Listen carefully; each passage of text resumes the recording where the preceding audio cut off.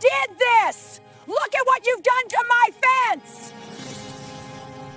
Guys, your son smashed my fence and demanded I pay. The cops towed his car instead.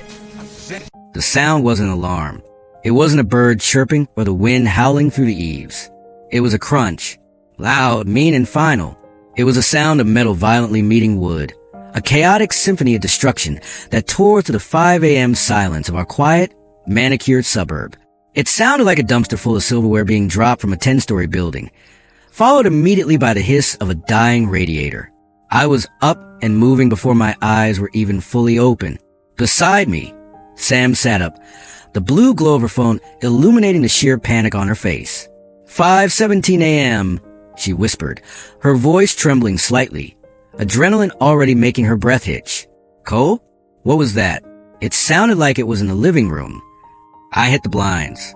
The streetlights cast a sickly yellow glow over the scene below, revealing a tableau of disaster. A silver Mustang sat exactly where my custom cedar fence used to be. The front end was crushed like a soda can, steam rising from the radiator in a thick, white plume that drifted lazily into the cold morning air. Splintered wood, my wood, which I had sanded and stained by hand just last summer, was scattered across the lawn like confetti. The engine ticked in the cold, a rhythmic countdown to the massive headache I knew was coming. We have a new lawn ornament, I said, my voice flat. Inside, my blood was boiling. That fence was my pride and joy, a project that had taken me 3 weekends of sweat and back-breaking labor. But I pushed the anger down. Panic doesn't solve problems. Cold, hard facts do. And in our neighborhood, he with the most documentation wins. I could see a figure stumbling out of the driver's side door. Lanky, clumsy, and unfortunately, very familiar. It was Brad Dawson. Of course, it was Brad, the teenage terror of our little planned community, and the spoiled son of the HOA President herself, Karen Dawson. He was wearing a hoodie that cost more than my weekly grocery bill, and he looked about as stable as a one-leg table. He staggered, stared at the crushed hood of his car, then at my house. He looked confused, but upright. I watched him pull out his phone and make a call. He didn't call 911. He didn't check for injuries. He didn't check the damage. He called Mommy. I turned to Sam. Call 911. Tell them single vehicle crash. Property damage. Disoriented driver. Facts only. Then pull up the door cam and the driveway backup. I want every angle. She was already on it, her fingers flying across her tablet. That's why we work. I handle the analog, the confrontation, the physical world. She runs the digital, the evidence, the receipts. We are a closed loop of competence in a neighborhood run on gossip and feelings. I'm on it, she said, her voice shifting from scared to professional. Cameras are live. Recording is secure to the cloud. You're good to go. I walked to the front door, slipped on my heavy work boots, and stepped outside. The air was cool and damp, biting at my exposed skin. The smell hit me first. Burnt rubber mixed with gasoline and something sickly sweet, like a cheap new car, air freshener trying mask the scent of bad decisions. Brad was leaning against the trunk of his wrecked Mustang. Phone pressed his ear. He looked up as I approached, his eyes wide, glassy, and unfocused. He was swaying slightly, like he was standing on the deck of a boat in rough seas. Hey, man, he mumbled, slurring his words, his jaw slack. Crazy, right? Your fence. The question just jumped out his mouth, as if the fence had been the aggressor. I stopped a few feet away, crossing my arms over my chest. I didn't say a word. I just looked at him, then at the deep, curved skid marks gouged into the asphalt of the street. The story was written in black rubber. He'd come around a corner way too fast, lost control, drifted wide, and my property had paid the price. My fence didn't move, Brad. I said, my voice low. Your car did. I swerved, he stammered, his eyes darting around the empty street. There was a dog. Yeah, a big dog. Huge. Like a wolf. A wolf, I repeated, in the suburbs, at 5 a.m., before Brad could offer another brilliant explanation involving mythical creatures. The final boss of the neighborhood entered the chat. The front door of the house down the street flew open, and Karen Dawson stormed down the pavement. She was wearing a silk robe that shimmered under the streetlights, flapping in the wind like a budget supervillain's cape. She skipped checking on the wreck, didn't even look at her son to see if he was bleeding, and went straight for me. Maddox, she shrieked, her voice shattering the morning calm. What did you do? I stood my ground, not flinching. Morning, Karen, I said, keeping my voice dangerously calm. Your boy just test drove my fence. I don't think he liked it. She skidded to a halt between me and the wreck, planting herself like a human shield. Her eyes scanned the damage, and I saw the gears turning. She wasn't assessing the accident. She was assessing the liability. She looked at the skid marks, the destroyed wood, her son's glassy eyes, and then she looked at me, and she made a choice. She chose violence. It's a trap fence, she yelled, pointing an accusing finger at the pile of splintered cedar. I actually blinked. A what? A trap fence, she doubled down, her voice rising in pitch. It's illegally placed. It's too close to the road. You built it to entrap drivers. My Bradley could have been killed because of your negligence. He's fine, I said, nodding toward Brad, who was currently trying to use the trunk of his car to stay upright and failing. My fence, however, is dead, and it was built to code, Karen. You signed off on the permit yourself 3 years ago. I did no such thing, she hissed, stepping into my personal space. This is an unauthorized structure. It's a hazard. Look at it. It jumped out at him. It jumped out at him. I repeated, deadpan. Karen, it's wood. It's rooted in concrete. It doesn't have legs. From a window, Sam waved, holding up her phone for Karen to see. Already handled, she called out, her voice cheerful and loud. We got to jump on 4K video, Karen. It looks like a stationary object to me. Karen's face flickered, panic, then rage. This wasn't her script anymore. She was used to people crumbling, apologizing, or getting angry. She wasn't used to people who brought receipts.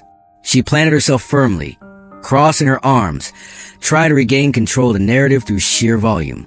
You will replace every board by sundown, she screamed, spit flying from her mouth. And you will pay for the damage to my son's vehicle. This is an HOA violation. Having debris on your lot is a finable offense. I'm fining you daily starting right now. $500 a day until this mess is cleared, and you pay for my son's bumper. I looked at her.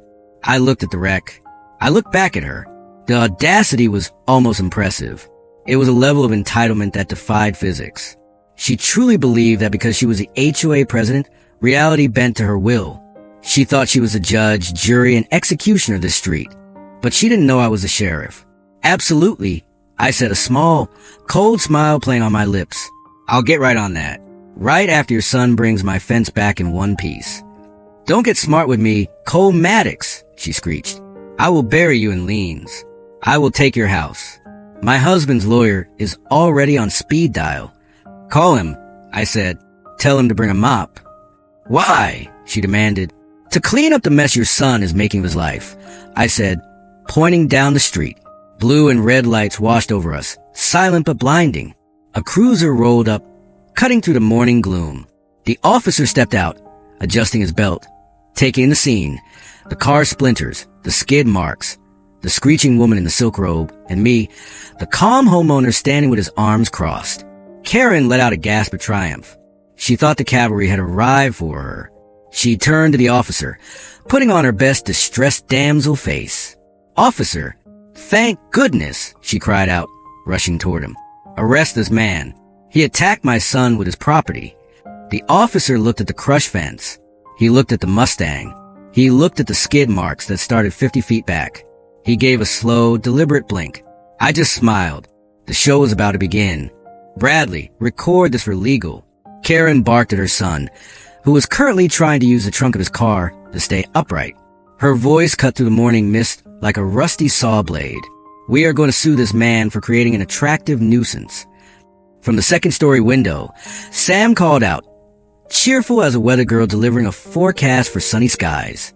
Wave to the cloud, Karen. You're on our door cam, the driveway cam, and Mike's Ring doorbell across the street. We're broadcasting in stereo. Morning, Mike. I called out, not taking my eyes off Karen. From behind a pristine hedge across the street, a hand raised holding a coffee mug.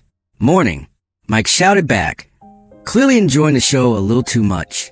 Karen sniffed, clutching her silk robe tighter around her neck. You can't film me without consent. This is a private conversation. "The street is public, Karen," I said, leaning back on my heels. "Your robe is a private decision, but your shouting is definitely public domain." The police cruiser rolled to a stop, lights flashing blue and red against the dawn sky. The siren was off, but the authority was very much on. The officer stepped out, a tall man with graying temples and the weary expression of someone who had dealt with too many suburban disputes before his first cup of coffee. He took in the scene, the car splinters, the deep skid marks, the screeching HOA queen, and me. "What's going on here?" His voice was deep, commanding immediate silence. Karen was on him instantly, closing the distance like a heat-seeking missile. "Officer, thank goodness. This man, Cole Maddox, has an illegal trap fence. It's a public menace. It jumped out and attacked my son's car. I want him cited immediately. I want him to pay for the damages to my son's vehicle and for his emotional distress. My poor baby is traumatized." The officer looked from her to the fence, then to the skid marks that curved aggressively from the center of the road. He gave a slow, deliberate blink. He'd heard it all before, but the fence jumped out was likely a new one for the bingo card. He turned to me. "Your property, sir?" "That's right," I said calmly. "Woke me up about 10 minutes ago. Sounded like a bomb went off." "And you are?" he asked, turning his attention to Brad. Brad pushed himself off the trunk, swaying dangerously. "Brad Dawson," he mumbled, suddenly finding the pavement fascinating. He looked like he was trying to solve a complex math problem just to remember his own last name. The officer walked over to him, stepping into his personal space. "Son, have you been drinking tonight?" "No, sir," Brad said a little too quickly, his words tumbling over each other. "Just tired. Long night. Studying." The officer repeated flatly. He leaned in slightly, sniffing the air near Brad's face. I saw his nostrils flare, but then a look of confusion crossed his face. No alcohol smell. He took a step back, his hand resting near his belt. "I'm going to need you to come over to my cruiser. I'm going to run a few simple tests." Brad fished in his pocket, his hand trembling. A silver foil packet flashed in the streetlight. A breath mint strip. "Don't put anything in your mouth," the officer ordered sharply, his voice snapping like a whip. Karen swooped in with a designer water bottle she had pulled from her oversized pockets. "Hydrate, sweetie. You're just dehydrated." The cop's palm came up like a stop sign, inches from Karen's face. "Ma'am, do not interfere again. Step back to the curb. Now." "But I'm his mother. I'm the HOA president. And I'm the police," the officer said, his voice dropping an octave, losing all weariness and gaining a hard, non-negotiable edge. "Interfere again, and you'll be in the back of the car with him. Do I make myself clear?" She sputtered, her mouth opening and closing like a fish out of water. But for the first time, she fell silent. She retreated to the curb, fuming, crossing her arms so tightly I thought she might snap a rib, as the first officer led Brad through a field sobriety test, which Brad was failing spectacularly, nearly inventing a new dance move called a stumble shuffle as he tried to walk a straight line. A second officer arrived in a backup cruiser.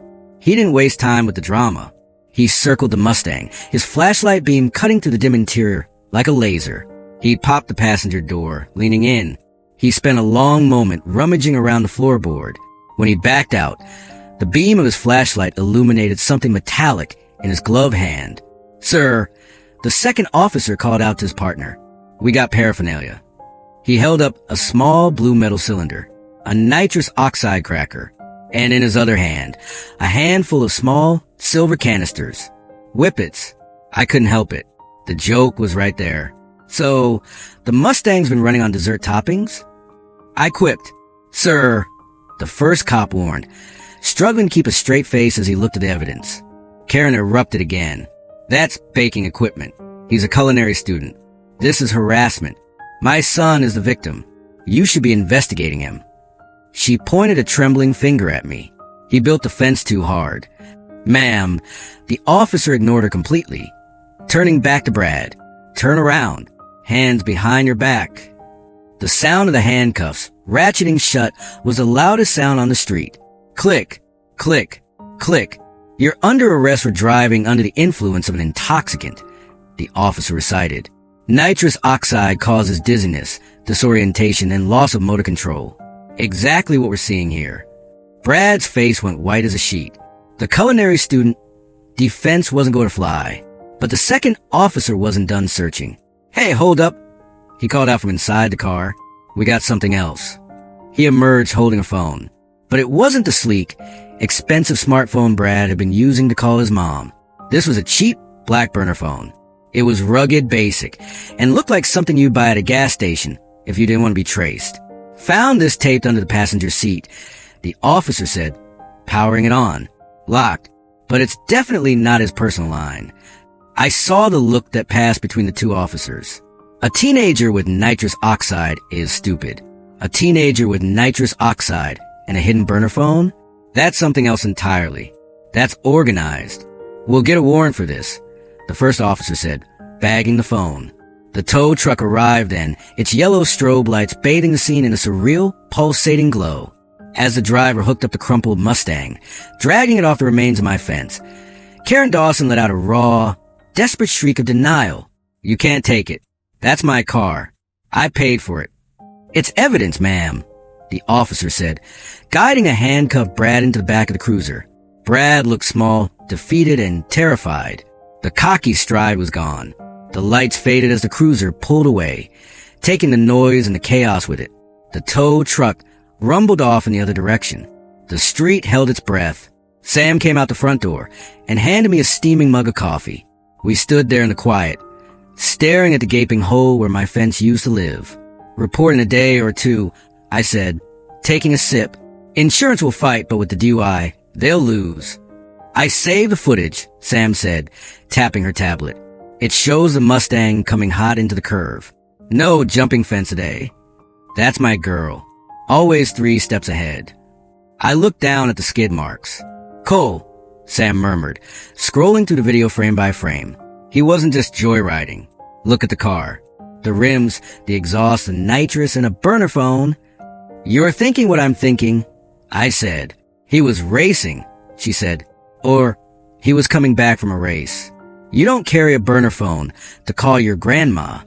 If they were racing in our neighborhood, this crash wasn't an accident. It was a statistical inevitability, I said, my jaw tightening. And if Karen tries to bury this, she's not just protecting a bad driver. She's protecting a danger to everyone on this street. My neighbor Mike poked his head over the hedge again. Hey, Cole, he said, his voice dropping to a conspiratorial whisper. Karen just posted on the neighborhood app. She's telling everyone your fence is a new breed of illegal construction that attacks cars. She's already rallying the board. That's the story, Mike, I said, watching the sun begin to crest over the horizon. Aggressive cedar. Very dangerous. What are you going to do? Mike asked. I took a long sip of coffee and looked at the pile of debris. I'm going to let her fire the first shot, I said, and then I'm going to introduce her to the concept of consequences. We had the footage. We had the police report. But as I looked at the empty spot where the burner phone had been found, I knew the investigation wasn't over. It was just beginning. The real question wasn't about the fence anymore. It was, who was on the other end of that phone?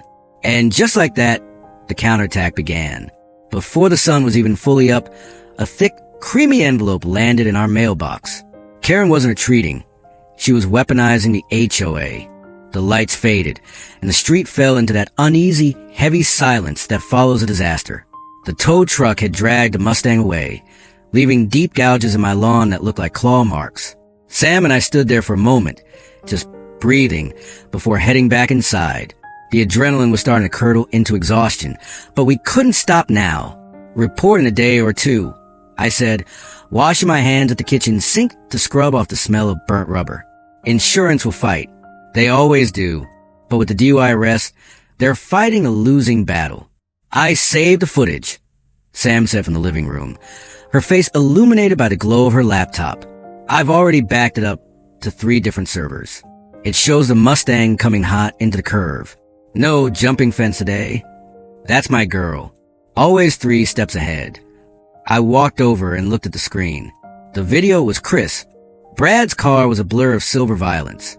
Cole, she murmured, her eyes narrowing as she replayed the clip in slow motion. Look at the suspension compression. Look at the body roll. He wasn't just speeding. He was driving. What do you mean? I mean, he wasn't just a drunk kid swerving. He hit the apex of that turn perfectly until he lost traction. And the burner phone. She looked up at me. That's coordination. That's a network. If they were racing in our neighborhood, this crash wasn't an accident. It was math. I said, the realization settling like a stone in my gut. We need more than just our doorbell camera. We have the crash, but we don't have the context. How many delivery trucks come through here in a day? Sam asked suddenly. I blinked. A lot. Why? We had a package delivered yesterday afternoon. About 4 p.m., she said, pulling up our Amazon order history. A prime van. They're all equipped with dash cams, right? The new ones have 360-degree cameras for insurance purposes. They record everything around them. They do. I said, a plan starting to form. And the drivers are creatures of habit. The same guys usually run the same routes. Sam was already typing. She found the delivery window and cross-referenced it with a neighborhood social media group. People in our HOA posted about everything.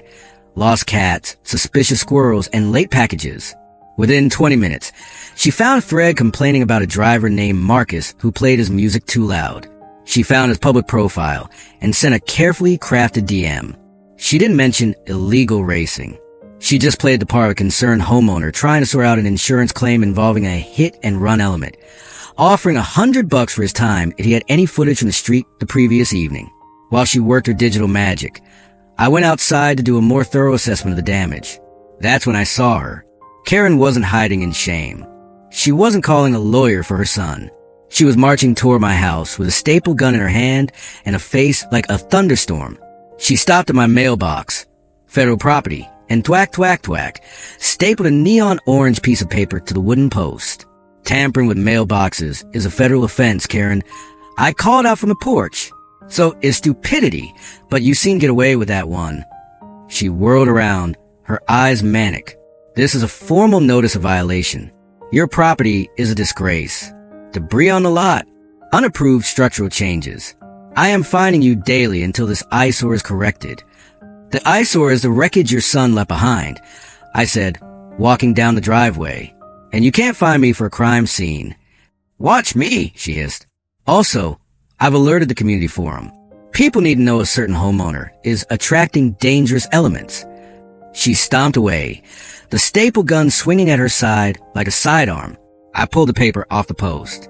Final warning, $500 daily fine. Immediate remediation required. Our phones pinged simultaneously. She's fast, Sam called from the doorway. Check the neighborhood app. I pulled up the app.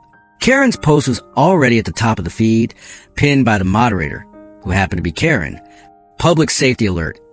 It has come to my attention that some residents are encouraging chaos by keeping dangerous, non-compliant structures on their property. Last night, a young driver was nearly killed because a resident refused to follow setback rules. Please report any further violations. We must keep our streets safe. Attached was a photo of my destroyed fence, but she had cropped it. She had carefully cropped out the tire tracks, the shattered car parts, and the police cruiser. It just looked like my fence had collapsed onto the sidewalk. She's trying to control the narrative, I said, walking back inside. She wants the neighbors to think I'm the problem before the news about Brad gets out. Sam cracked her knuckles. She brought a staple gun to a data fight. Cute. Sam didn't write a long, angry rant. She didn't use all caps. She just responded with facts. She replied to Karen's post. Actually, Karen, the young driver was your son, Brad. He was arrested for DUI in your driveway at 5:20 a.m. Here is the uncropped video. She uploaded the clip. The high-definition footage showed the empty street, the peace and quiet, and then BM, the silver Mustang flying into frame, drifting sideways and obliterating the fence. Then, she added a poll to the post. Title, did the fence jump? Option A, no.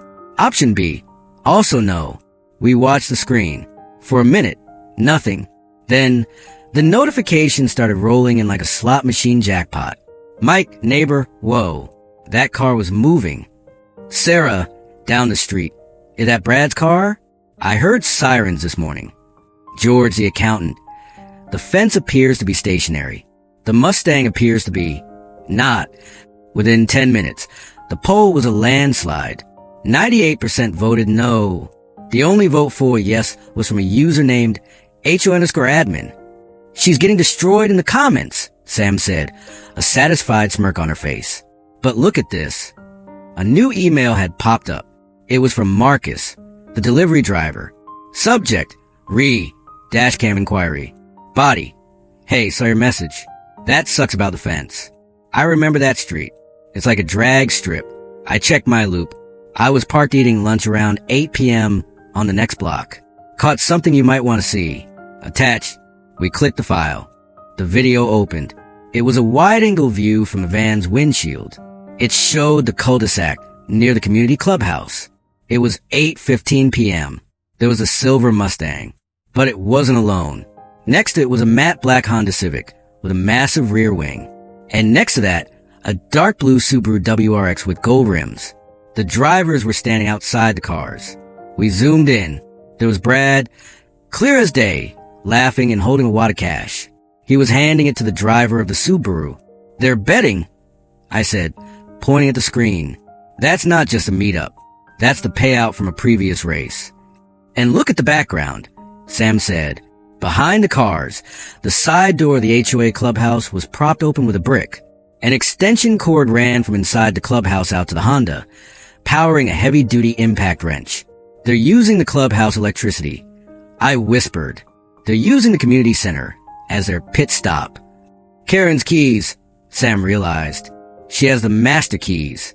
She's letting them use the HOA facilities to tune their cars. This changed everything. This wasn't just one stupid kid making one stupid mistake. This was a sophisticated little operation. They had a clubhouse, they had funding, and they had protection from the highest authority in the neighborhood. We have the crash, I said. Now we have the crew. And we have proof they are misusing HOA resources. Karen is trying to fine us $500 a day? Sam asked, closing the laptop with a sharp click. Yeah. Let's see how she likes it when we bring this footage to the meeting on Thursday, Sam said. I think the fine for unauthorized use of community utilities for criminal activity is a little higher than $500. We had the digital breadcrumbs. They led straight to Karen's door. But we couldn't just reveal it yet. We needed to let her dig her grave a little deeper at the meeting. We needed her to lie on the public record. Thursday night, I said, looking at the calendar, the HOA meeting. It's going to be a bloodbath. I'll bring the popcorn, Sam said. You bring the receipts.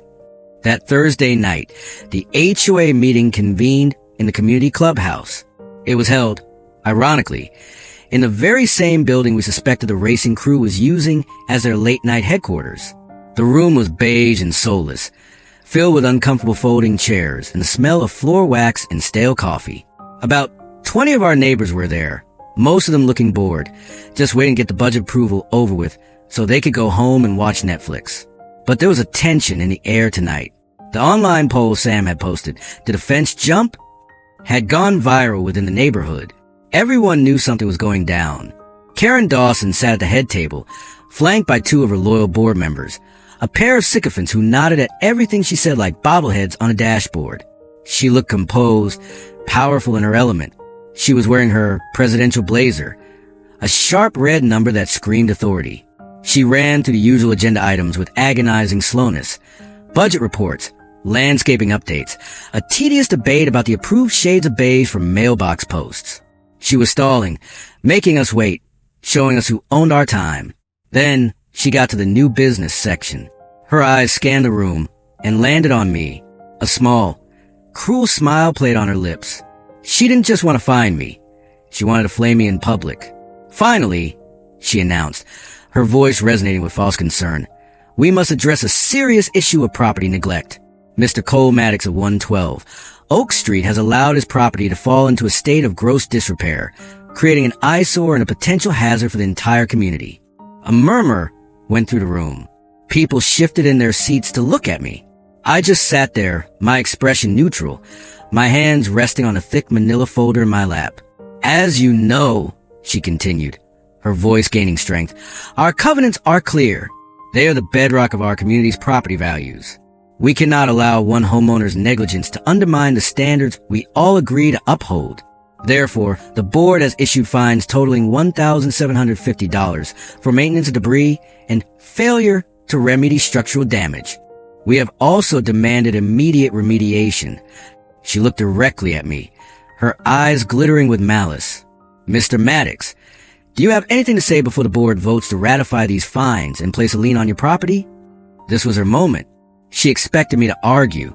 She expected me to get angry, to shout, to make a scene that would prove I was the unstable element she claimed I was. She wanted to paint me as a troublemaker. I stood up slowly. I didn't shout. I didn't look angry. I looked like an accountant about to deliver a very boring, very devastating audit. I do, Karen. Thank you for the opportunity to speak. I walked to the front of the room, the manila folder heavy in my hand. First, I said, opening the folder regarding the unsightly fence. As everyone here knows, except perhaps those who haven't checked the neighborhood app, my fence wasn't neglected. It was destroyed when your son, Brad Dawson, drove his car through it at 5 o'clock in the morning while under the influence of nitrous oxide. I pulled out the police report. It was stapled to a high-resolution photo of the crash scene. Here is a copy of the official police report, case number 24-909, detailing the incident and the arrest.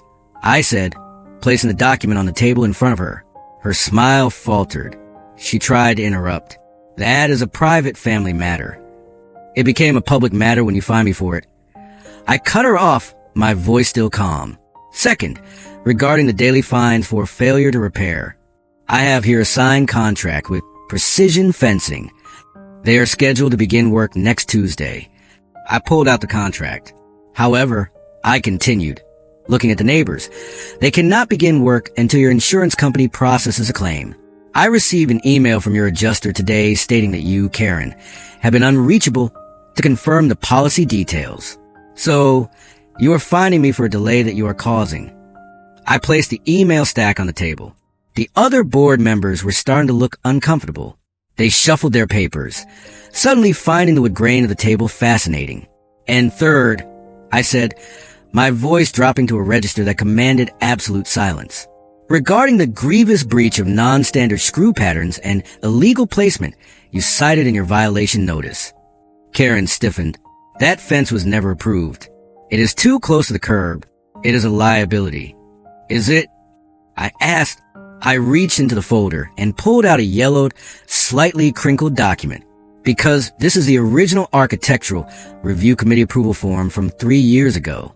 It includes the site plan, the materials list, and yes, the screw pattern. I held it up for the room to see. And right here at the bottom, I pointed to the signature line, is a signature. It says, approved by K. Dawson, HOA President.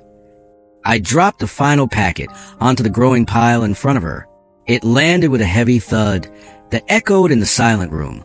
It seems you approved of the screw patterns back then, Karen. Did the standards change, or did your memory just get convenient? Her face had gone from smug to shocked to a deep, blotchy red. She opened her mouth, but no words came out. She had been so sure of her power, so certain that her authority was absolute, that she hadn't bothered to check her own files. She never imagined someone would keep the paperwork. Finally, I said, turn to address the room. This isn't about offense. This is about retaliation.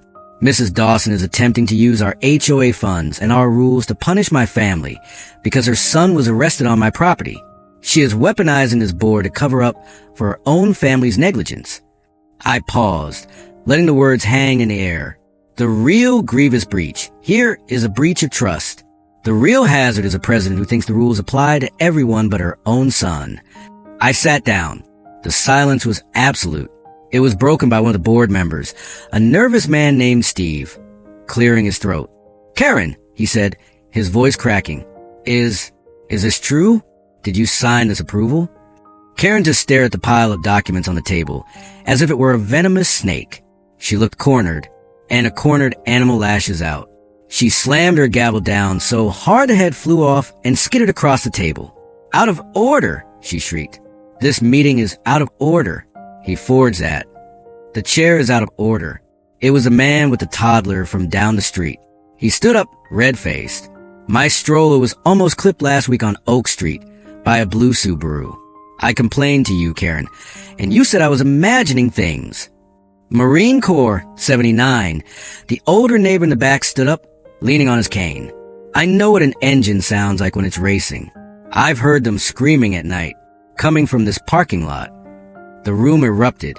The floodgates opened. It wasn't just me anymore. It was months of pent-up frustration. Brad's car sounded like a lawnmower with rabies. A teenager in a hoodie shouted from the back. Chuckles rippled through the tension. Karen looked around, wild-eyed. Her allies were studying their agendas, terrified of the mob. George, the quiet accountant who lived 3 doors down, stood up. He was a man who rarely spoke, but when he did, people listened. Madam President, George said, his voice dry and precise. The member has presented substantial evidence. The fines appear to be vindictive. We will now revisit acceptable mailbox colors. Karen yelled, trying to wrestle the train back onto the tracks. Table that, someone shouted.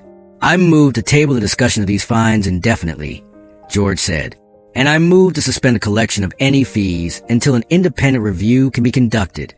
Seconded, came 3 voices at once. Karen stared at me. If looks could kill, I would have been a pile of ash on the linoleum floor. I smiled back, a polite, neighborly smile. Don't worry, Karen, I said, just loud enough for her to hear over commotion. We'll use the approved shade of beige for the replacement fence, whatever number to spare is. My neighbor Mike leaned over the person next to him and whispered loudly, so I guess the fence didn't jump out at him after all. The board voted. The fines were tabled. The meeting dissolved into chaos, with neighbors surrounding the table to demand answers about the racing noise. Karen Dawson grabbed her purse and fled through the side door, the same door we had seen the racers using on the dashcam footage. We had won the battle. We had humiliated her. We had stripped her of her immediate weapon. But as I watched her storm out, I knew this wasn't the end. We had embarrassed a narcissist. She wouldn't just go home and lick her wounds. She would escalate. Sam leaned into me. She's going to that side door, she whispered. The one with the broken lock. I know, I said. We embarrass her. Now we need to catch her. Humiliating her was one thing. Stopping her was another. We had exposed the fines as fraudulent, but we still hadn't exposed the ring. We needed eyes on that clubhouse. Is a drone ready? I asked Sam as we walked out into the cool night air. Sam smiled, a predator's grin, charged and ready to fly. The victory at the HOA meeting was satisfying, but it was temporary. We had dodged the fines, but Karen Dawson was still the president. Her power was diminished, but not gone. She was wounded, embarrassed, and publicly shamed, and that made her infinitely more dangerous. She wouldn't just sit at home and knit. She would be looking for any angle, any obscure rule, any way to come after us. Sam and I knew we couldn't just sit back and play defense. We had to go on the offensive. We had to get to the bottom of the street, racing ring operating under her nose. The clue was the burner phone and the officer's reaction to it. Detective Miller had later told us, off the record, that the phone's historical location pings clustered around the community clubhouse between midnight and 3 a.m. It was a strong lead, I said to Sam that night as we sat at the kitchen table, brainstorming our next move. But the police can't camp out there every night based on a hunch. They don't have the budget. We need visual confirmation. We need to see what they're doing. We need a spy, Sam said, her eyes lighting up. Something quiet. Something that sees in the dark. I'm not climbing a tree in a ghillie suit, Sam. No, she grinned, spinning her laptop around to face me. We go higher. I ordered this yesterday with rush shipping. It arrived while you were arguing with Karen. On the screen was a spec sheet for a commercial-grade drone. DJI Mavic 3 thermal. High-resolution night vision. Sam recited the specs like poetry. Thermal imaging camera. Silent flight mode. It can read a license plate from 400 feet up in pitch blackness. I grinned. I love living in the future. The next day, we spent the afternoon prepping. We charged the batteries, updated the firmware, and did a few test flights in the backyard to get a feel for controls. The thermal camera was the real game changer. It didn't just see light. It saw heat. It could pick up a cat walking under a parked car. It could tell if an engine had been running recently. That night, we initiated Operation Night Owl. We waited until the neighborhood went dark. Around 11:30 p.m., We set up our command center in my home office. It has a north-facing window with a clear line of sight toward the clubhouse, which sits about a quarter-mile away through the trees. Sam set up her laptop, linking it to the drone controller for a larger display. I took the pilot seat. "Recording is live," Sam whispered. "Lights out." I launched the drone from our back deck. It rose silently into the humid night air, a black speck vanishing against the starless sky. I toggled the LEDs off. It was invisible. I navigated high above the neighborhood, keeping it at 300 feet. On the screen, the neighborhood transformed into a grayscale map. Rooftops were dark gray. The streets were black ribbons, and the few cars driving by were bright white streaks of heat. I brought it down slowly over the clubhouse parking lot. At first, everything was dark and still. The parking lot was a sea of empty asphalt. The building was unlit. "Maybe we were wrong," Sam said, her voice tinged with disappointment as the clock ticked past midnight. "Maybe the arrest scared them off." "Let's give it time," I said, my eyes glued to the monitor. Racers run on adrenaline, not logic. If they have a system, they'll stick to it. We waited. The drone hovered, a silent sentinel. Battery life was at 60%. Then at 12:45 a.m. movement. "Headlights," Sam pointed. A pair of beams cut through the darkness down the main road. A car turned into the clubhouse lot, killing its lights immediately as it entered. It rolled to a stop in the far corner, away from the streetlights, tucked behind the dumpster enclosure. I switched to thermal view. The car was glowing. The hood was a brilliant, blinding white on the thermal spectrum. The signature of a high-performance engine running hot. "It's the black Honda," I said, from the delivery footage. 2 minutes later, a second car arrived, then a third, the dark blue Subaru WRX. Within 20 minutes, 5 modified cars were parked in the shadows. The drone camera was so clear we could see the drivers getting out. Their bodies were white-hot figures against a cool background. They gathered in a small group, their body language casual, familiar. They weren't nervous. They were comfortable. This was their spot. Then, the moment of truth. One of the figures walked up to the side door of the clubhouse. This was a steel security door, intended for maintenance staff only. It should have been deadbolt. The figure didn't pick the lock. He didn't shim it. He reached into his pocket, pulled out a key, and inserted it. We watched as the heavy door swung open. "They have a key," Sam breathed, her hand flying to her mouth. How in the world do a bunch of teenage street racers have a key to a secure HOA facility? "I can think of one person who has a master key to every lock in this community," I said, my voice grim. "And who would do anything to make sure her precious son has a safe place to hang out with his friends?" It was all starting to make sense. Karen wasn't just turning a blind eye to her son's activities. She was actively enabling them. She had given them a sanctuary, a private clubhouse where they could meet, plan their races, and hide from the police, all on the community's dime. "Zoom in," Sam said. "Are they going inside?" "No," I said, adjusting the gimbal. "Watch." They didn't go inside the party. They started dragging things out. An extension cord, a portable jack, a massive rolling toolbox. They're not partying, I realized. They're turning the parking lot into a pit lane. The thermal camera showed them popping the hoods of the cars. The heat from the engines bloomed upward. We watched as they worked. They were tuning engines, swapping tires, and making adjustments under the covered darkness, using the HOA's electricity and likely the HOA's water to wash down the evidence later. "That's theft of utilities," Sam said, typing notes furiously. "That's trespassing. That's conspiracy." "It's a chop shop," I corrected. "Or at least a tuning shop. And it's happening on property that Karen is sworn to protect." We recorded everything. We saved high-resolution video files, switching between normal night vision to capture faces and license plates, and thermal to capture the heat signatures of the engines. We got clear shots of Brad Dawson, out on bail, apparently, standing right in the middle of it all, directing traffic, looking more confident and cocky than he ever did in the daylight. We had them. We had undeniable proof of their secret meetings, their unauthorized access, and the implicit conspiracy of Karen Dawson.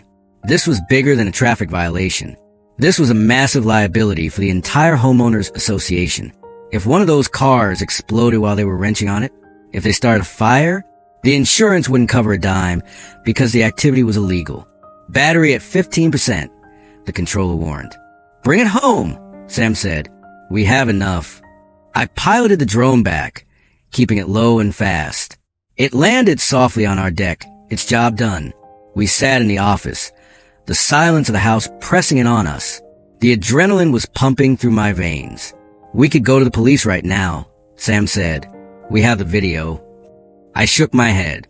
If we go to the police with just a video of kids hanging out in a parking lot, they might just get a slap on the wrist for trespassing. Karen will spin it.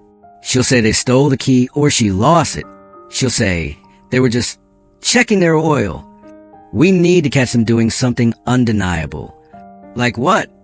We need to prove the intent, I said. We need to prove they're an organized racing ring, not just a car club. I looked at the thermal image of the Subaru's open hood. They're working on their cars, Sam. That means they need parts. High-performance parts. The kind you can't just buy at AutoZone. Sam looked at me, a slow, dangerous smile spreading across her face. She knew exactly where I was going. You want to set a trap? She said. I don't want to just catch them, I said. I want to bury them. And I want Karen to be the one holding the shovel. So, she cracked her knuckles, hovering over her keyboard. What are we selling? The drone footage was our smoking gun, but a gun is useless until you pull the trigger. We had the target. Now we needed the bait. They're working on their cars right there in the open, I said, rewinding the thermal footage for the third time. The white-hot glow of the Subaru's engine block was pulsing on the screen like a heartbeat. That means they aren't just showing off. They're building. They're modifying. Sam caught on immediately, her eyes narrowing as she studied the grainy image. And if they're modifying, they need parts. You don't build a race car with wishes and good vibes. You need hardware. Exactly, I said. High-performance parts. The kind of stuff that's expensive, hard to find, and usually on back order for weeks. Sam spun her chair around, a predator's grin spreading across her face. So we become the supplier. This was Sam's world. While I handled the physical defense of our property, she was a wizard of social engineering. She understood that in the digital age, everyone wants something, and if you offer it to them, they will walk right into a cage to get it. We create a fake profile, she said, her fingers already dancing across the keyboard. A private seller. Someone local. Someone scrapping a project car. We offer them exactly what they need at a price that makes them stop thinking and start driving. What do they need? I asked. Sam paused the video on a frame where the hood of the blue Subaru was up. She zoomed in. That's a WRX. It looks like he's upgrading the fuel system. See that? He's got the rail off. He's probably looking for higher flow injectors to match a bigger turbo. Injectors it is, I said. Sam spent the next hour crafting the perfect lure. She created a persona on the local underground racing forums and the Facebook marketplace groups known for car parts. She named him Drift King 77. The profile picture was a generic, moody shot of garage floor littered with tools. Reverse image search to ensure it wasn't traceable, but realistic enough to pass a casual glance. The bio was simple, written in the curt, no-nonsense style of a car guy who was done with his hobby. Parting out my stalled SDI project. Wife says it goes or I go. JDM parts. Cash only. No tire kickers. Next came the bait itself. Sam found stock photos of a set of high-end Deechworks 1,000 cubic centimeters fuel injectors. The holy grail for a kid trying to push a Subaru to dangerous speeds. She listed them. Brand new in box. Never installed. Paid $600. We'll take $400 cash if you pick up tonight. Need them gone. It was the perfect trap. The price was low enough to trigger greed, but not so low that it screamed scam. It was a distressed sale sweet spot. She geotagged the post to our general area, close enough to show up in her feed, but vague enough to keep our address hidden. Then we waited. For the first 24 hours, the silence was agonizing. We got a few messages from random people, lowball offers of $200. A guy asking if they would fit a Honda Civic. They wouldn't. I was starting to get discouraged. Maybe they aren't looking, I said, pacing the living room on the second night. Maybe they're broke. Patience, Cole, Sam said, not looking up from her monitor. Racers are nocturnal. The right fish hasn't swum by yet. She was right. At 8:45 p.m. on the third night, a notification chimed. User, Subby02yo. You still got the injectors? Sam looked at me. Subby02. That has to be one of them. The blue car. She typed back, adopting persona. Yeah, got a guy coming to look at them tomorrow morning though. She was creating urgency. A classic sales tactic. If he wanted them, he had to move now. Subby02. Nah man, I need them tonight. My car's torn apart. I got cash. 400, right? Drift King 77. 400 firm. Can meet in an hour. But I ain't driving far. Subby02, where you at? Sam looked at me. Where do we do this? We need a kill box, I said. Somewhere public, well lit, but contained. Somewhere with limited exits.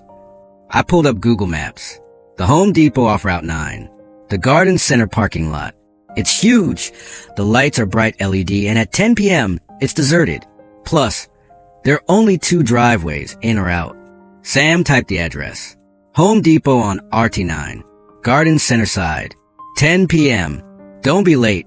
I got shift work in the morning. Subby02. Bet. I'll be in a blue WRX. See you there. The hook is set, Sam said, leaning back in her chair. Now we reel him in. But we weren't going to Home Depot. We weren't vigilantes. We were homeowners who believed in the system, even when the system was slow. We just needed to give the system a little push. I picked up my phone. I didn't call 911. I called the direct line for the county traffic division. I had spent the morning navigating the phone tree until I got the extension for Detective Miller, the officer in charge of the street racing task force. He picked up on the second ring. Miller. Detective, this is Cole Maddox. We spoke about the crash on Oak Street. Mr. Maddox. His voice warmed slightly. I remember the fence incident. I'm still waiting on the lab results for the blood draw on young Mr. Dawson. We have something better than blood work, I said. We found the hive. I laid it all out for him. I told him about the dashcam footage from the delivery driver. I told him about the drone surveillance of the HOA clubhouse, carefully omitting exactly how close we flew, emphasizing we stayed in public airspace. I told him about the illegal chop shop operating in the parking lot. And finally, I told him about the bait. I have a user named Subby02 who matches the description of the blue Subaru driver, en route to Home Depot on Route 9 right now. I said, he thinks he's buying stolen fuel injectors. He's expecting a seller at 10 p.m.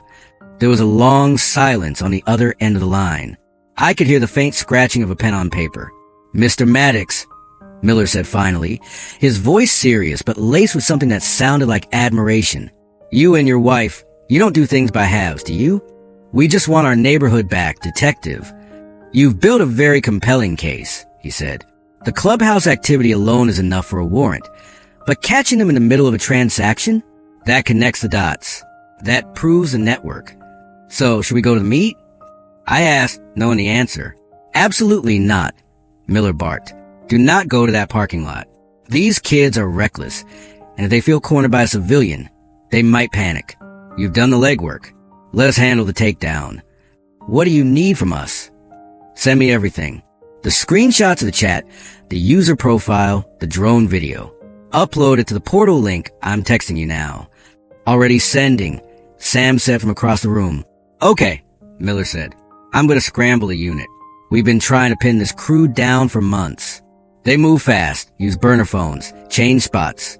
But if they're stationary, if they're waiting for a seller, they'll be sitting ducks. I finished. Exactly. Stay home, Mr. Maddox. Lock your doors. I'll call you when it's over. We hung up. The upload bar on Sam's screen hit 100%. Sent, Sam said. Now came the hardest part. The waiting. We turned off the lights in the house. Just in case. We sat in the living room, the only illumination coming from the streetlights outside. The clock on the wall ticked loudly.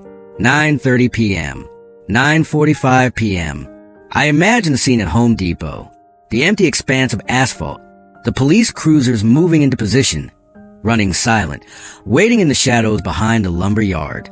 Do you think he'll show? Sam asked, her voice small in the darkness. He needs the parts, I said. He's desperate to go faster. He'll show. At 9:58 p.m., my phone buzzed. It was a text from Miller. Target acquired. Blue Subaru WRX entering the lot. 2 passengers. I showed the screen to Sam. She squeezed my hand. Wait, a second text came through. We have company. A silver Mustang just pulled in next to him, and a black Honda. The whole crew is here. My heart hammered against my ribs. They hadn't just sent one guy. They had made it a group outing. Maybe for protection. Maybe just because they were inseparable. But they had just multiplied the target value. It's not just a drug deal, I whispered. It's a family reunion. We are moving in, Miller texted. Sit tight. I stare at the phone, visualizing the trap snapping shut. The invisible net we had woven with data, patience, and a fake Deechworks ad was about to catch everything. We had poked the hornet's nest. Now, the exterminators had arrived. But as I sat there, a cold thought drifted through my mind. When Karen Dawson found out who had orchestrated this, because she was smart enough to connect the dots eventually, she wouldn't just send fines. She would go nuclear. Cole, Sam whispered. Whatever happens tonight, we just started a war. No, I said, looking at the framed photo of my pristine fence on the mantle. We just finished one. My phone buzzed again. All subjects in custody. I let out a breath I felt like I'd been holding for 3 days. They got them, I said. They got them all. The silence in our house was a living thing. Every creak of the floorboards, every distant siren, every hum of the refrigerator sounded like a gunshot. My phone lay on the coffee table between Sam and me, a dark rectangle holding all the potential outcomes. Success, failure, or worse, chaos. We were completely in the dark, and my mind was filling in the blanks with 100 different scenarios. What if they scattered before the police could move? What if there was a high-speed chase through the city, endangering innocent people? This had started with a simple desire to fix my fence and hold a kid accountable. Now, it felt like we had instigated a major police operation that could have real-world, dangerous consequences. The weight of that responsibility was heavy. An hour passed, then another. It was after midnight. Maybe we should call him, Sam said, her voice strained and small. No, I said, more forcefully than I intended. He said he'd call. He's busy. We just have to wait. The waiting was the hardest part. It was a complete surrender of control. Our part of the job was done. The planning, the bait, the intelligence gathering. The outcome was now entirely in the hands of strangers in body armor, sitting in an empty hardware store parking lot. Finally, at nearly 1 a.m., my phone lit up. It was Detective Miller. I snatched it up and put on speaker. Maddox, I said, my voice hoarse. It's Miller. It's done. I could hear the exhaustion, the cold, and the immense satisfaction in his voice. Sam let out a long, shaky breath beside me. The knot in my stomach, I hadn't even realized was there, began to loosen its deadly grip. What happened, Detective? Your bait worked perfectly, Miller explained. The 3 cars, the Subaru, the Honda, and the silver Mustang, showed up exactly like you said. The kids got out, started looking around, getting impatient. They were sitting right in the center of the lot, exposed. He paused, and I could hear a grim chuckle on the other end of the line. My guys moved in with 2 unmarked, heavily reinforced vans. They hit the accelerator and blocked the only 2 exits to the parking lot at the same time, pinned them in perfectly. Did they resist? They scattered, he said. For about 3 seconds, they looked like deer in the headlights, and then they all bolted. They abandoned their expensive toys and tried to run. My heart rate kicked up again, even though I knew the outcome. A chase. A short one, Miller confirmed. On foot. They're not exactly marathon runners, Mr. Maddox. Most of them didn't get more than 20 feet before my uniformed officers, who were waiting in the wings, tackled them like sacks of potatoes. He painted the picture vividly. A bunch of overconfident kids whose only skill was pushing a gas pedal, suddenly finding themselves out of their element. Outmatched by professionals who hadn't skipped leg day in a decade. It was a pathetic end to their reign of terror. One of them, the driver of the Honda, led one of my guys on a 200-yard dash through the garden section, Miller said, clearly enjoying the memory. He tried to hide in a rack of tiki torches. Didn't work. The smell of coconut oil was a dead giveaway. And Brad Dawson? I asked, holding my breath. Oh, yeah, he was there, Miller confirmed. He was the first one we identified. Tried to tell us he was just there to buy a video game. A little hard to explain why he was meeting in a deserted parking lot at 10 p.m. with the rest of his racing buddies. Miller let out a sigh that sounded like he was deflating a tire. He didn't run. He just stood there, looking shocked, like he couldn't believe this was happening to him. Mommy wasn't there to bail him out this time. The relief was immense, almost physical. We got him. We got them all. So what happens now? I asked. The cars are being impounded as we speak, Miller said. And thank you for the drone footage. It got us a quick warrant for those vehicles. We'll be running the vents and checking for illegal modifications and stolen parts. The kids are being transported to the station. Since most of them are minors, their parents are going to get a very rude awakening in about an hour. He sounded pleased. They'll likely be charged with conspiracy to engage in illegal speed contests. Maybe some reckless endangerment charges depending on what else we find in those cars. The driver who ran will get an extra charge for resisting arrest. You handed us a gift wrap case, Mr. Maddox. You and your wife did the right thing. You saw something wrong. You gathered evidence. And you came to us. You helped make your community safer tonight. Thank you, Detective, I said, for taking us seriously. No, Mr. Maddox. Thank you. Get some sleep. I'll be in touch tomorrow with a full report. He hung up. Sam, and I sat in silence for a long time. The news sank in slowly, replacing the jittery adrenaline with profound, quiet satisfaction. It was over. The late-night meetings, the roaring engines, the constant threat to our street. It was all over. We had fought back, not with anger or aggression, but with patience, technology, and a solid plan. We had turned Karen Dawson's secret world of privilege and protection inside out. But as the initial euphoria began to fade, a cold reality set in. We had just orchestrated the arrest of the HOA President's son for a second time. We had dismantled his entire crew. When Karen Dawson got that call from the police station, the anonymous seller who never showed up the perfectly timed police raid, it wouldn't take her long to figure out who was behind it. Her war of HOA fines had failed. Her son's secret world had been exposed. She had been beaten, unequivocally. And I knew a woman like Karen Dawson wouldn't accept defeat. She was cornered now, desperate, and looking for one last, devastating way to strike back. She's gonna know it was us, Sam whispered, her voice barely audible. I nodded, watching the dark street outside our window. She'll know, and she won't come at us with an HOA fine this time. She'll come with lawyers, or worse. The police sting was a major victory, a massive step forward.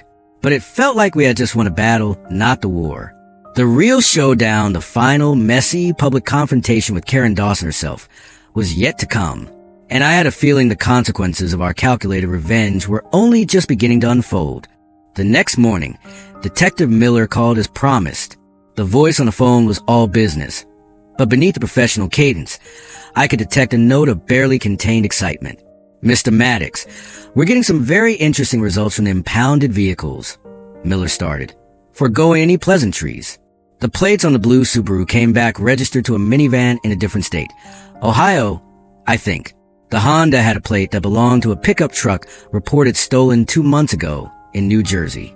I exchanged a look with Sam. This wasn't just recklessness. This was organized criminal activity. They weren't just racing. They were covering their tracks. These kids weren't just speeding, I said. They were running a shell game. Exactly, Miller confirmed. This elevates the situation significantly.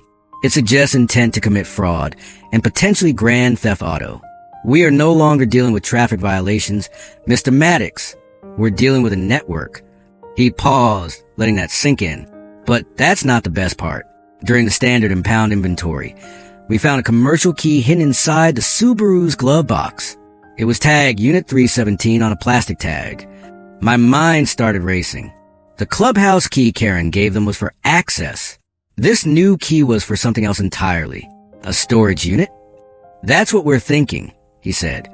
Based on the stolen plates and the fact that we have these kids meeting to swap equipment, we obtained a warrant for the associated storage facility. I'll let you know what we find, but my gut tells me this is where they were stashing their gear. The call ended, leaving Sam and me stunned. A secret storage unit. A suburban chop shop. They were far more sophisticated and brazen than we had ever imagined. Karen Dawson wasn't just enabling a kid. She was harboring a small-scale criminal enterprise right in the heart of our manicured suburb. It was only 2 hours later that Miller called back. And this time, the excitement in his voice was unmistakable. "Bingo," he said without any preamble. "We found a facility, Unit 317. The manager confirmed it was rented 2 months ago. Cash payment. Fake name, no paper trail.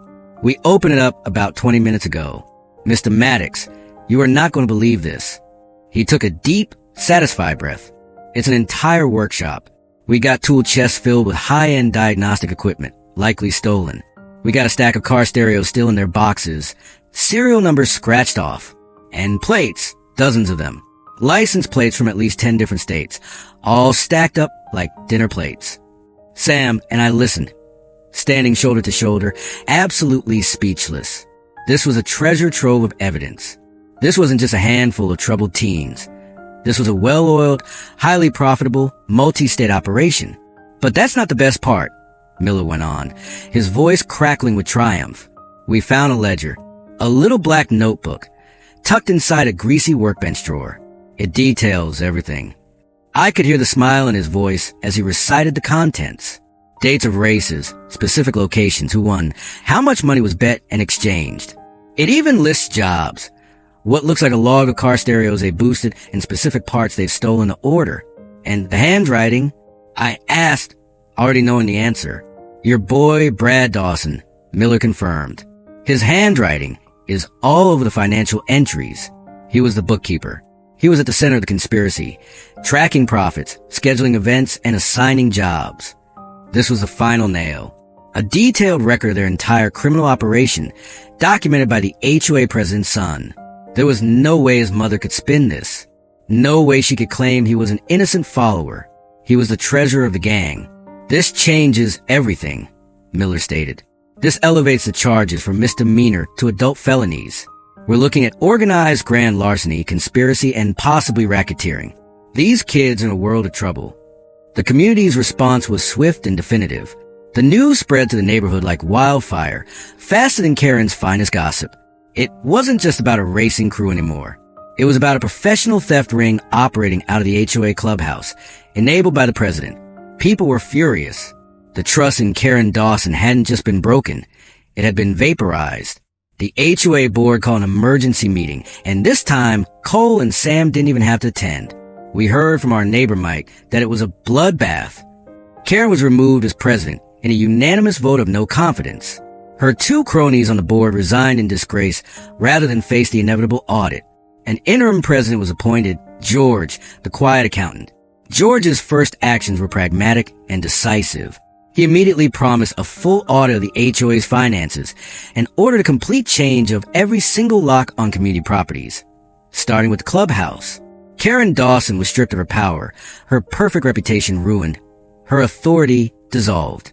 Her attempt to use her position to crush her neighbor had inadvertently exposed a much larger, far more damaging truth about her own family. Her perfect suburban world had crumbled around her, all because she wouldn't allow a few splinters to be replaced on someone else's dime. But her downfall wasn't our primary concern. Our goal was justice and restitution. The discovery of the storage unit and the ledger ensured the case was now rock solid. The district attorney's office was taking it very seriously, assigning a sharp prosecutor to the case. A few weeks later, we were contacted by the DA's office. They wanted to walk us through our testimony. We were the primary witnesses, and our meticulously compiled evidence, from the initial 911 call to the dashcam footage, to the drone surveillance, to the online bait, had formed the backbone of the entire felony investigation. We met with the prosecutor, a young, razor-sharp woman named Miss Davies. She was not impressed by Karen's title or her theatrics. "I've been doing this for 10 years, Miss Davies said, looking through the printed screenshots and video logs. "And I've never had a case handed to me so perfectly wrapped. You two did an incredible job." We told her everything. The crash, Karen's aggressive attempts to blame us, the fraudulent HOA fines. "This pattern of behavior from the mother is important," Miss Davies noted. "It speaks to a long history of enabling and covering up. We can use that to establish motive and intent. She wasn't just an ignorant parent. She was actively shielding him from the consequences of felony crimes." The court date was set. Brad and the core organizers were formally charged as adults due to the felony counts stemming from the larceny and conspiracy detailed in the ledger. The storage unit was a twist that had turned a local nuisance into a federal-level criminal case. But I had a feeling the real drama, the final, satisfying unraveling, wouldn't happen until Karen Dawson had to face the courtroom and answer for her lies under oath. The stage was set for the final act. All our evidence was locked and loaded. All that was left was the showdown.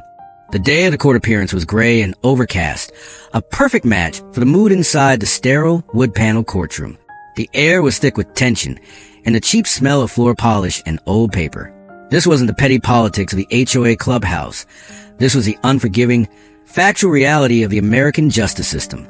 Sam and I sat quietly in the front row, right behind a young, sharp prosecutor, Miss Davies.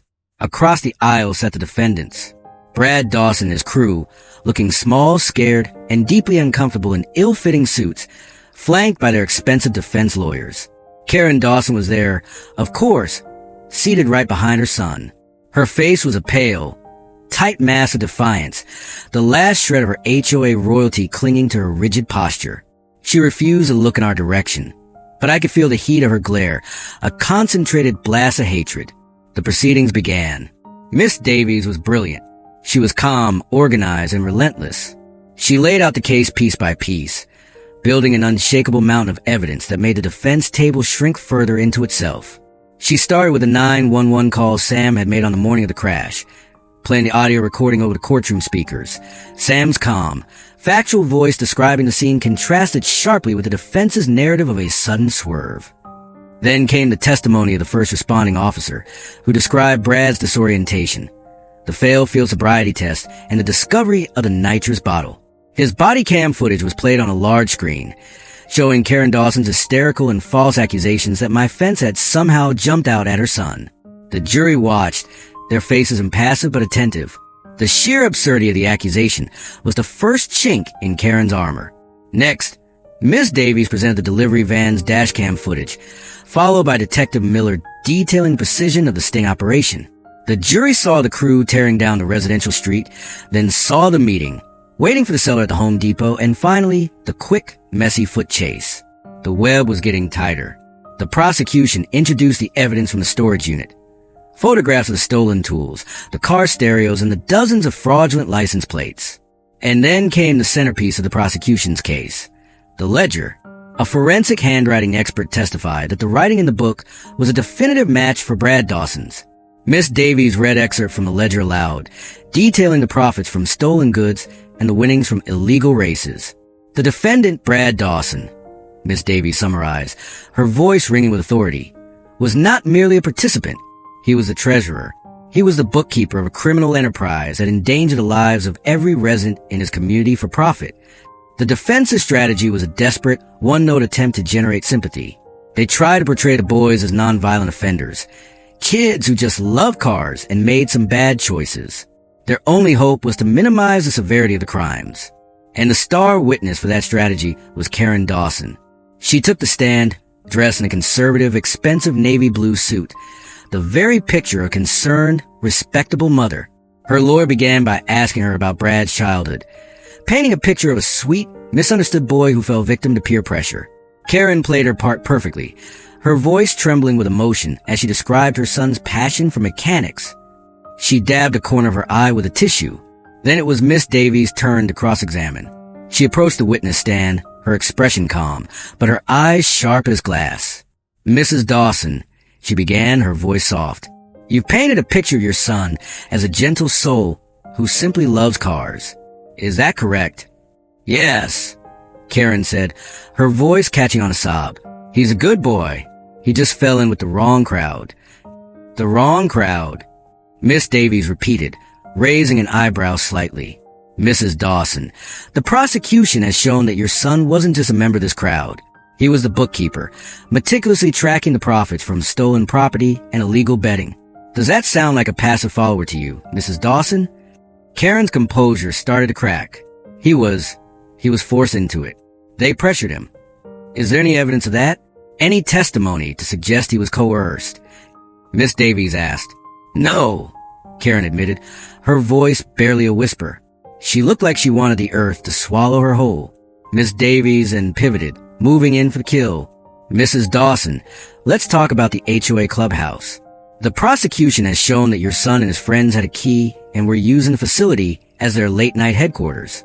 As the HOA president at the time, were you aware of this unauthorized access? Absolutely not. Karen said, her old defensive fire flaring up. I would never permit such a thing. A staff member must have been careless with a key. A careless staff member, Miss Davies said, nodding thoughtfully. She walked to the evidence table and picked up a document. This is the master key sign-out log from the HOA security contractor, Mrs. Dawson. It details every time a master key was issued. She approached the stand and showed Karen the log. It shows that you, Mrs. Dawson, signed out a master key 2 months prior to the arrests. And here I notice the column for date returned is blank. It also shows that this key was never signed back in. Can you explain that? Karen stared at the document, her face turning ashen. I lost it. I reported it lost. Did you? Miss Davies countered, producing another document, the official minutes from all HOA board meetings during that period. Because these minutes contain no mention of a lost master key. There is no record of you ever reporting it missing at all. Miss Davies' voice hardened, cutting through the courtroom silence like a diamond blade. Why would you fail to report a missing master key that could grant access to every facility in the community, Mrs. Dawson? Unless it wasn't lost. Unless you willingly gave it to your son to hide his criminal activities. The courtroom was utterly silent. Karen Dawson opened her mouth, then closed it again. She looked at her lawyer, who could offer no help. She looked at her son, whose head was now buried in his hands. She was caught. Her lies, built on a foundation of entitlement and bureaucracy, had completely unraveled under bright, unforgiving lights of the courtroom. She had perjured herself. I was just trying to protect my son, she finally stammered, tears now streaming down her face. I was trying to protect him from the consequences. But these were not tears of remorse. They were tears of utter, final defeat. The realization that her attempt to save her son had only deepened his legal peril and simultaneously destroyed her own reputation and credibility was the final, satisfying conclusion to the confrontation. Karen Dawson broke on the stand. Her reign of terror ended. Not in an angry confrontation on a lawn, but in a legal trap of her own making. The jury didn't take long. They found Brad and his core crew guilty on all felony counts. The truth, backed by flawless evidence, had won. The satisfaction I felt wasn't malicious.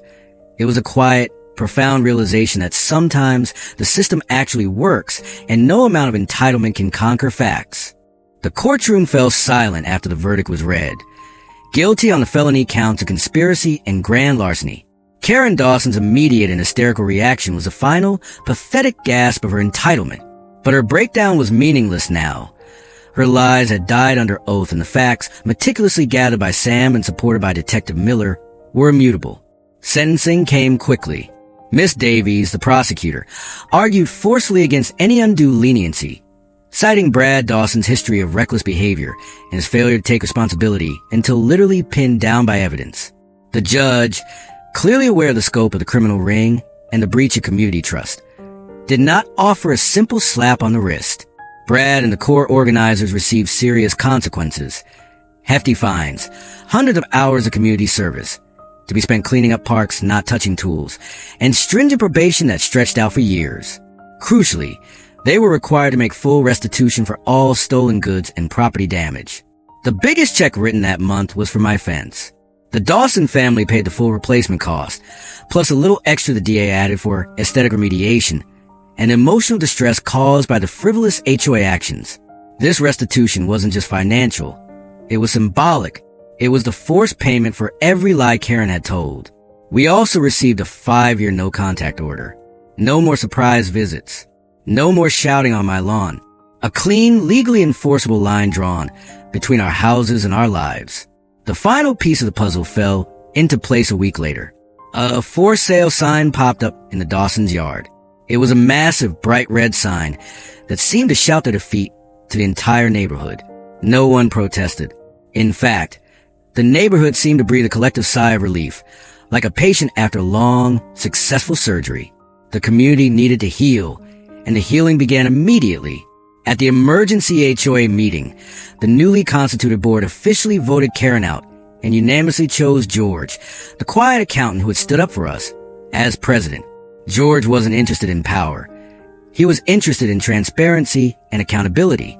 He immediately ordered a replacement of every community lock, started a full audit of the HOA's mysterious budget allocations, and most importantly, pushed through term limits and an outside review committee. The power went back to the people who live here, not to one person's ego. The neighborhood had been reminded of the cost of complacency. As for our property, I didn't rebuild with cedar. That felt like stepping back into the same mistake. We went with black steel and composite materials, designed for durability, not for charm. It was strong, clean, and required zero maintenance. And at the precise corner where the Mustang had entered my life, I set 2 fat concrete bollards in deep concrete. They were simple, gray, immovable, a message written in cement, not again. Mike, our reliable neighbor and chief news correspondent, came by one afternoon as I was finishing the post holes. He walked the property line, nodded, and tapped the steel bar with his knuckle. "Wow, we Cole," he said, shaking his head in admiration. "That fence ain't jumping out at nobody now." I laughed, wiping sweat from my brow. "That's the idea, Mike. It stays where it's put." One evening, Sam and I stood on the porch and watched the street finally calm down to what it should be. Kids on bikes, a dog walker, distant talk of a family grilling in their backyard. The sound of a functional, ordinary suburb. "Do you think it went too far?" Sam asked softly, leaning her head on my shoulder. I thought about the crash, the late-night meetings, the lies, the sheer entitlement of their immediate attack. I thought about what could have happened if that car had hit a person or a child and not my fence. "No," I said firmly. "We went as far as we had to. We didn't seek revenge, we enforced justice. We stood up, we did it legally, and we made this place safe for everyone." In my home office, there's a small frame on the wall. It doesn't hold a diploma or a photo of the new fence. It holds a carbon copy of the tow receipt from that first silver Mustang. It reminds me why we push back. Peace is worth fighting for. Stubbornness helps when it's tied to facts. And there's nothing stronger than a calm man with a plan and a smart woman at the keyboard. The fence stands now a solid sentinel. The bollards gleam a little in the sun. The neighborhood talks more and whispers less. The Dawsons moved on to terrorize some other community. We moved forward, secure and quiet. We got our peace back.